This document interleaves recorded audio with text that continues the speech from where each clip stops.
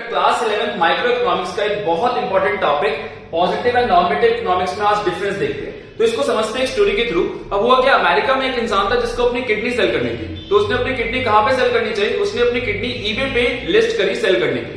अब हुआ क्या, उसने अपनी स्टार्टिंग प्राइस डाला था $1000 और उसकी किडनी का प्राइस बढ़ बढ़ के $10,000 तक पहुंच गया था। अब पहली बात, प्राइस क्यों बढ़ा? क्योंकि उस किडनी की डिमांड बहुत ज्यादा थी, क्योंकि kidney is required for kidney transplant and supply बहुत कम है, क्योंकि हर कोई अपनी किडनी नहीं बेचना चाहता। तो पॉजिटिव इकोनॉमिक्स बोलती है कि if it is making you money, if it is making you profit, you should sell your kidney. But on the other hand normative economics बोलती है कि क्या ये चीज मॉरली एंड एथिकली सही है अपनी किडनी को बेचना।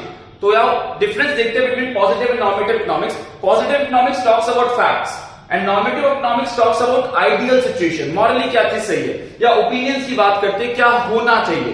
पॉजिटिव बताती है क्या है ना बेटा, क्योंकि पॉजिटिव इकोनॉमिक्स बात करती है फैक्ट्स के बारे में, इसको हम वेरीफाई कर सकते हैं डेटा के साथ, एंड ओपिनियंस को वेरीफाई करना क्लोज टू इम्पॉसिबल होता है। बेटा नॉर्मेटिव इकोनॉमिक्स जज करती है आपको कि whether you are doing the right thing और नॉट। तो it gives value judgement and positive economics just state facts, तो it does not give any value judgement. और एक एग्जांपल देखते हैं बच्चों, जैसे कि प्राइसेस इन इंडिया राइजिंग, ये एक फैक्ट है।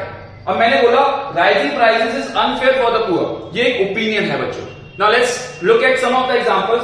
पहला एग्जांपल है बच्चों, paying people who aren't working even though they could is wrong and unfair.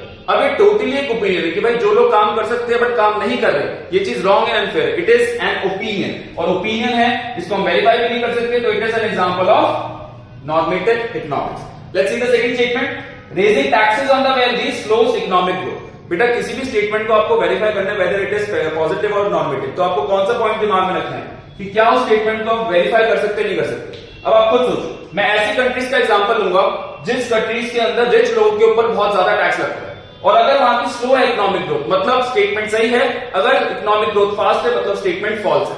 मतलब I can verify the given statement, and if I can verify the given statement it means that it is an example of positive economics. अब एक question आप लोगों के लिए बच्चों, that is programmes like welfare schemes reduce the incentive to work. तो इसमें यही सोचना है आपको क्या इस चीज को आप वेरीफाई कर सकते हो या नहीं कर सकते। That is it for today's class.